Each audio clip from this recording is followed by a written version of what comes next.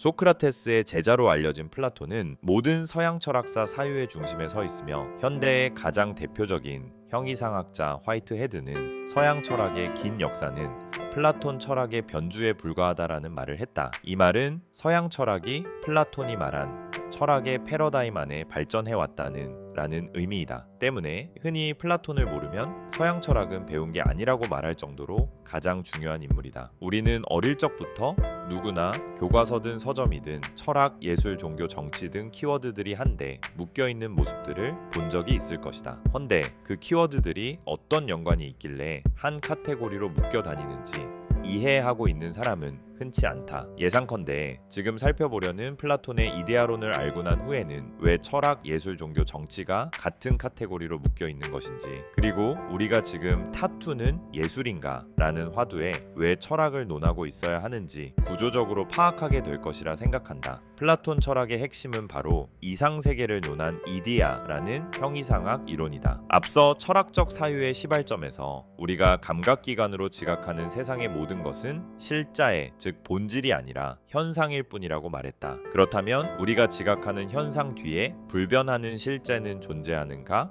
플라톤의 이데아 이론은 이런 만물의 근원, 목적, 본질을 이야기하고 있다. 그렇다면 본질이라는 것은 어떤 의미일까? 플라톤은 만물의 존재에 있어서 위계가 있다고 설명했다. 우리가 지금 만지고 사용하는 여러 물건들은 어떤 소재로 인해 구성되고 생성된 사물들이다. 그리고 그 소재들은 어떤 원재료나 자연의 자원을 가공하여, 즉 자연의 자원에 의해 생성되었고 그 자원들은 태양과 땅이라는 자연에 의해 생성되었다. 이렇게 모든 것의 존재에는 원인이 되는 위계 질서가 있으며 플라톤은 존재의 근원에 가까울수록 선하고 이상적인 건 멀어질수록 저급하고 허구 허상에 지나지 않은 것으로 구분했다. 그리고 이 위계 끝에는 결국 만물의 근원, 모든 만물이 존재함에 있어서 원인이 되어 모든 것을 생성하면서도 자기는 생성되지 아니한 것, 즉 부동의 원동자인 본질이 존재한다는 이야기이고, 이를 플라톤은 이디아라고 말했다. 따라서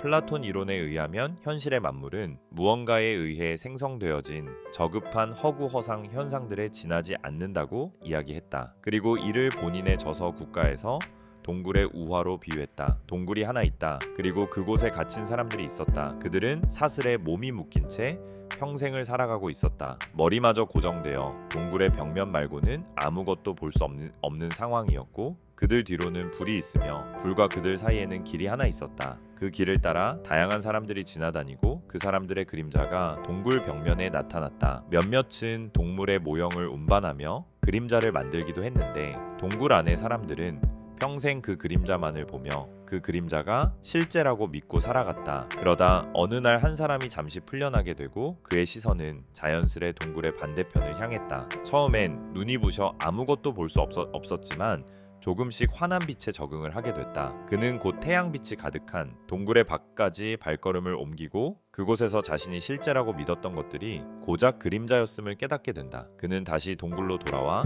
자리에 앉았지만 더 이상 어둠에 익숙하지 않았다. 그가 다른 이들에게 동굴 밖에 진짜를 보았다고 말해도 다른 이들은 동굴 밖을 다녀온 뒤로 시력도 떨어진 채 떠드는 엉뚱한 그의 말을 믿지 않았다. 그들은 지금까지 그래왔던 것처럼 자신들이 바라보고 있는 그림자에 만족하며 평생을 살아갈 것이기에, 플라톤이 비유한 이 동굴 이야기는 플라톤의 입장에서 보는 다른 사람들이 처한 상황을 비유하고 있다. 그리고 이야기 속 동굴 밖은 플라톤이 이야기한 이데아의 세계를 의미한다. 우리가 플라톤이 말하는 이 아이디아라는 것을 이해하기 위해서는 몇 가지 사례로 살펴봐야 한다. 우리가 볼펜으로 종이에 하나의 선을 그려본다고 가정하자 선이란 자고로 폭이 없는 길이이다. 하지만 현실에서 가능한 일일까? 아무리 가는 볼펜으로 우리가 그린다 한들, 아니 로봇이 마이크로 단위로 정밀하게 그려낸다 한들 그 결과물은 입자 단위라도 폭이라는 개념은 존재할 수밖에 없다. 네모나 원도 마찬가지이다. 4개의 각이 90도인 완벽한 네모도 한 치의 일그러짐 없이 완벽한 원도 그려내는 것은 불가능하다. 우리는 우리의 정신 속에 존재하는 그 이상적인 완벽한 선이나 모형 등을 절대 그려낼 수 없다. 또 하나의 사례로는 세상에는 많은 의자가 있다. 혼자 사용하는 의자부터 소파, 긴 벤치, 높은 카페 의자까지 수많은 종류와 모양의 의자들이 있지만 우리는 모두 다 의자라고 부르고 우리의 관념 속에 존재하는 하나의 이상적인 의자를 떠올리며 이런 수많은 의자를 만들어낸다는 것이다. 그리고 마지막 조금 더 우리 일상에 밀접한 예로 우리는 누구나 이성에 대한 완벽한 이상형을 꿈꾼다. 하지만 처음에는 아무리 멋지고 완벽해 보일지라도 만나다 보면 실망스럽고 아쉬운 부분이 있기 마련이다. 나의 관념 속의 완벽한 이상형은 현실에 존재할 수 없고 오롯이 관념 속에만 존재한다는 것이다. 플라톤은 이런 현실에서는 구현할 수 없는 오롯이 관념 속에만 존재하는 가장 이상적인 개념을 이데아라고 말한 것이다. 플라톤은 끊임없이 변화하는 현실과 달리 이데아의 세계는 시간을 초월하며 불변한다고 주장했다. 우리가 지각하는 현실, 즉 만물의 모든 것은 우리의 정신이 이미 경험했던 이데아 세계를 모방한 허구고 허상일 뿐이라고 말했으며, 따라서 이데아란 만물의 위계에서 만물이 존재함의 원인이 되어 모든 것을 생성하면서도 자기는 생성되지 아니한 것, 즉 부동의 원동자라는 것이다. 우리는 현실의 물리적인 대상으로 사례를 들었지만 이데아의 원리는 추상적인 영역까지 전부 아우르기 때문에 우리는 알의 영역에서든 도덕의 영역에서든 미의 영역에서든 즉 진, 선미의 최종적이고도 궁극적인 목표 지점, 즉 진리라고 이야기했다.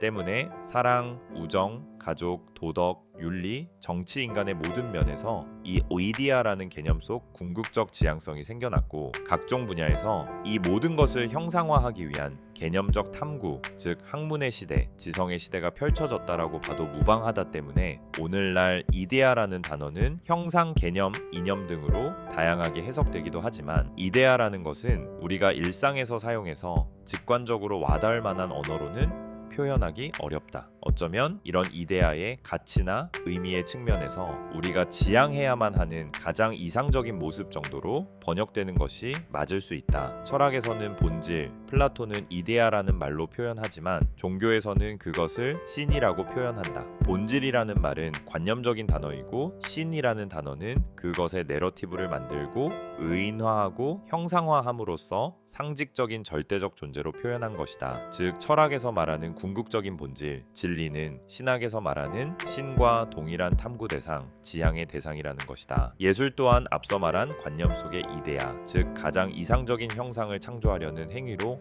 해석된다. 의자를 제작하는 사람이 관념 속의 가장 이상적인 의자라는 이데아를 모방한 여러 가지 불완전한 의자를 만들어내듯 그 이데아를 모방하는 예술 활동이라는 것이다. 하지만 플라톤은 존재의 위계에 있어서 근원에 해당하는 이데아의 세계만을 참되고 우월하고 진실된 세계로 인정하고 그에 멀어질수록 저급한 허구, 허상, 허위에 불과한 열등한 것으로 취급했다는 것을 말했다. 이를 바탕으로 플라톤의 시인 추방론이 등장한다.